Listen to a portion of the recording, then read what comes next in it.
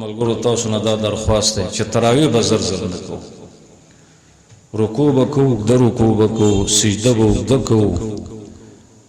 او الحمدلله د اهل حدیثو چې کوم جماعتونه دي تاسو دا ونوئ.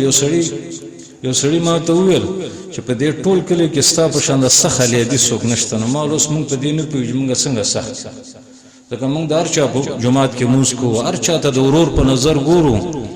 الله دې سختي زموږ نه لرې کړي. خو زما ملګرو دا یاد ساتئ چې ګوره څوک تراویح زر زر کوي، ای قاریانو د الله نه ویرېږئ، د مقتدیانو نه مه ویرېږئ، د الله نه ویرېږئ.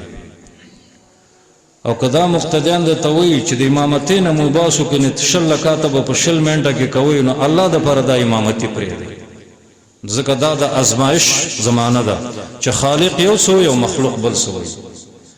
او د حق پرست مسلمان دا طریقه ده چې خالق د زمونږ نه راضي شي او خلق د خفه شي، ځکه الله به رانه راضي کړي، ځکه دا خلق د الله خلق دي.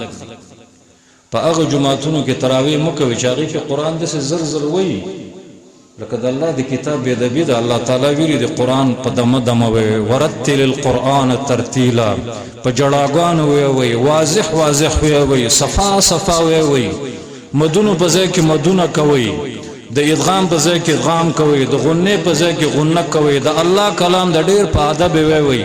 د الله تعالی شان اوچت دی، دا د الله تعالی سره مناجات دی، په جړاګانو ویوئ. داسې نه ده لکه دوی چې وایي.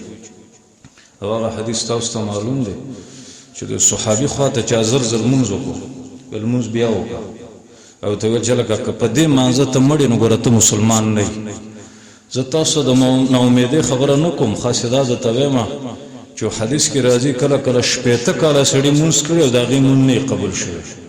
دا بې انصافي نه ده چې مونږ لمونځ کوو نو یو عالم ته خو دا ویو چې په دې مانځه کې زمونږ د نبي طریقه څه ده. نو زما مسلمانانو په تراویح کې یو ظلم د قاریانو دا دی، یو ظلم د بعضې خلکو دا دی چې رکوع د رکوع په شکل نه وي، بلکې نعوذ بالله د خلکو د خندا دپاره ځینې خلکو د منځونو ویډیو کړی ده، داسې زر زر تراویح کوي چې سجدې ته امام د مقتدي نه مخکې کېږي. الله دې دې خلکو ته هدایت وکړي. نو دا قیام اللیل دی او د دې دومره ثواب دی. پیغمبر علیه السلام فرمایي چې چا تراویح د ایمان د وجه نه وکړي او د ثواب په نیت یې وکړي، تمام ګناهونه یې معاف کېږي، خو به زر زر به نه کېږي. نو د دې وجه نه که داسې زر زر کېږي ځان له به کوو. دا یو څو کمزوریانې دي زموږ نه د روژې په میاشت کې کېږي.